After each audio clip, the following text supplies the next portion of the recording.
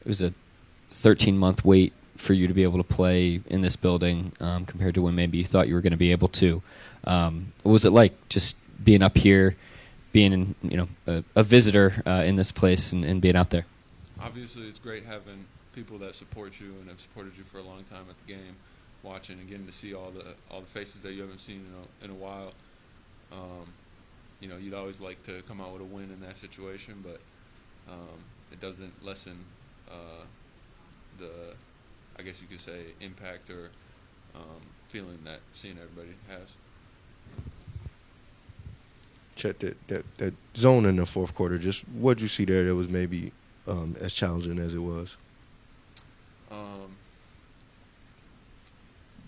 Obviously, they're a great defensive team, and they have a lot of size out there, and the zone really forced us to the zone, we were just on the perimeter a lot.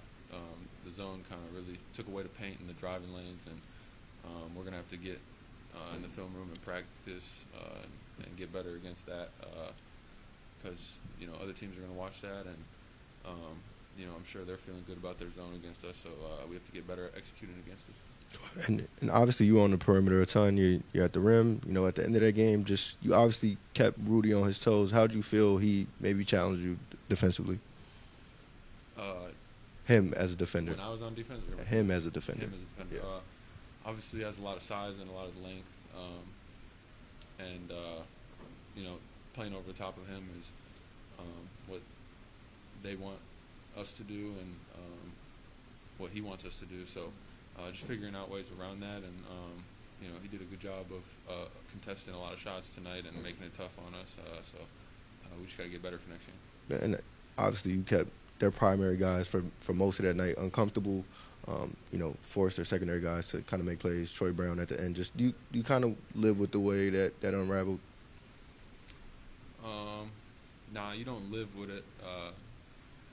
It definitely leaves a bad feeling when you lose a game that you have a lot of opportunity to win. So we have to get together as a team and practice in the film room and continue to get better. We can't just brush it off because then we won't learn the lessons from it. Chet, this is a second straight game where you guys have put yourself in a situation where you had a chance to win the game down the stretch, even though your offense wasn't necessarily going the way you wanted it to. Just what are you all learning in terms of situational execution in those sort of situations where your offense isn't necessarily going the way you want it to? It's always important to play in close games early in the season, early in your career, so that you can see those situations and learn from them. And tonight was another one of those games. Most of our games have been close, and we've done a good job of executing down the stretch. We have to figure out how to be better in that third and fourth quarter where we can either cut leads further or build leads more to try and take us out of these situations. But so far we've done a good job of executing in them and making good plays on both ends. We just weren't able to come out with it tonight. Anybody else? Sure. Go ahead. Yep. You ever get a chance to kind of look back and appreciate kind of this season after last one, and was being back in Minnesota one of those moments? I'm always very appreciative of being able to play. Last season, I guess you could say, reinforced that. And it's definitely something that you think about. Like, this is my first time playing at home in my home city, which is a blessing. There's only 30 NBA cities in the world, and I was lucky enough to grow up in one of them. So it's obviously a cool moment, but the main focus is always on trying to win the game. Just you mentioned growing up in an NBA city. Did you ever have any memories, coming here or watching games or even just around this area growing up?